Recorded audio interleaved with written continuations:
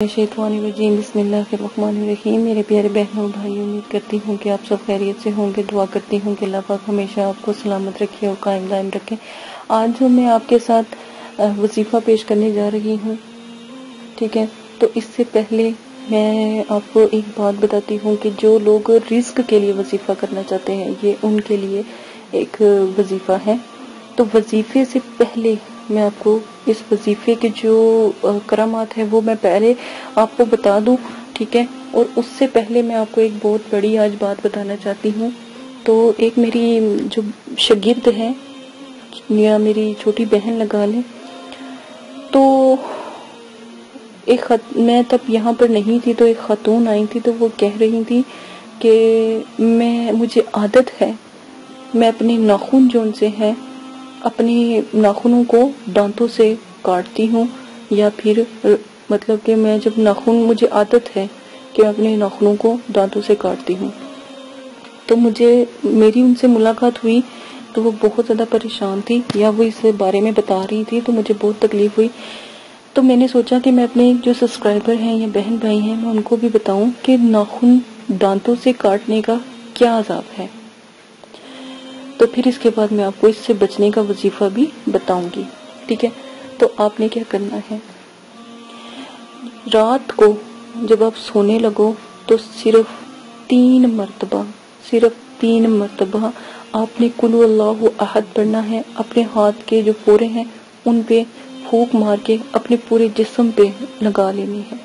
अपने हाथ के फोरों पर आपने कुल अल्लाहु अहद 3 मरतबा पढ़ के पूरे जिस्म पे लगाने हैं, ठीक है। नंबर 1 ये हो गया। हाथ जो है आप नाखून काटते हो तो उसका, अब नाखून काटने का जो अजाब है वो सुन लें। अगर आप दांत से नाखून काटते हो तो यकीन माने कि आप शैतान के पैरोकार हो, गुनाहगार हो। जो लोग दांत से नाखून काटते हैं वो गुनाहगार होते हैं, शैतान के पैरोकार होते हैं। उनके घर रिज्क की कमी होती है, वो शख्स हमेशा बीमार रहता है, थकावट में रहता है, वो शख्स हमेशा जो है नापाकी में रहता है, वो शख्स बेनमाजी होता है, वो शख्स जालिम होता है, लोगों पर मोहब्बत या रहमत नहीं करता। जो शख्स मुंह से नाखून काटता है उसके घर में कभी रिज्क दाखिल नहीं होता, उसके घर से रिज्क उठा लिया जाता है। जो शख्स रात को नाखून काटता है, ठीक है, तो जो शख्स रात को नाखून काटता है उसको कब्र का अजाब होता है। घर में, उसके घर में रहमत दाखिल नहीं होती, उसके घर में रहमत के फरिश्ते दाखिल नहीं होते। जो शख्स नाखून जो है मतलब के जुम्मतुल मुबारक को छोड़कर हफ्ते वाले दिन नाखून काटता है, ये भी बहुत बड़ा अजाब है।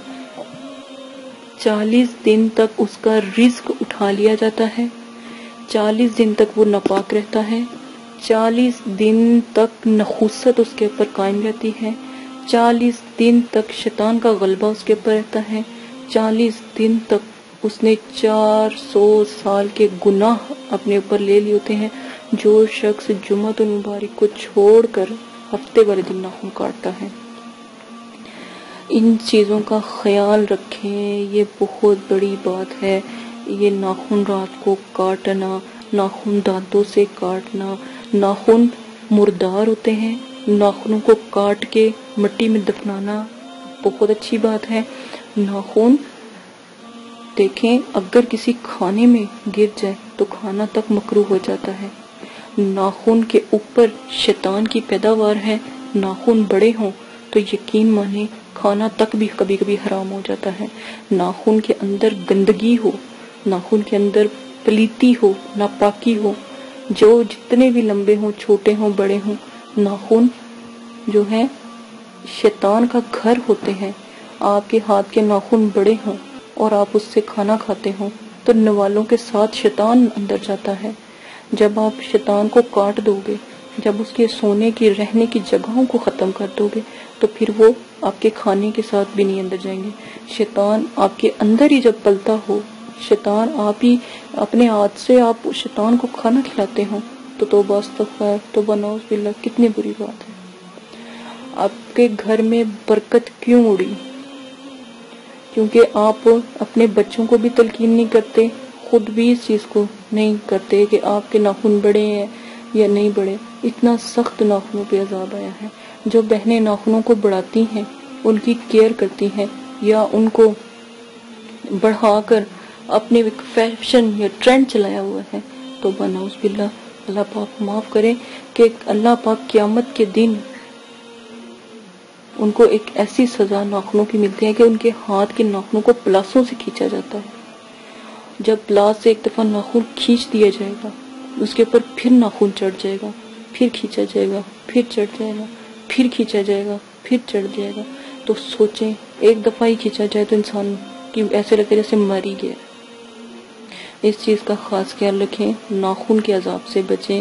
حضرت علی رضی اللہ عنہ نے بتایا کہ رات کو ناخن کاٹنے سے قبر کا عذاب ہوتا ہے. رات کو ناخن کاٹنے سے بے برکتی گھر میں داخل ہوتی ہے. رات کو ناخن کاٹنے سے گھر میں فرشتے داخل نہیں ہوتے.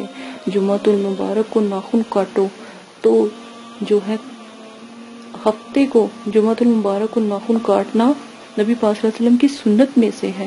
اگر آپ جمعے کو چھوڑ کے ہفتے کو کاٹتے ہو تو نحوست برقرار رہتی ہے. 40 دن سے یا 25 سے 30 دن سے ناخن زیادہ مطلب کہ دنوں میں رکھنے ہی نہیں چاہیے. اگر آپ کے ناخن بہت تیزی سے بڑھتے ہیں تو 25 دن کے اندر کاٹنے چاہیے.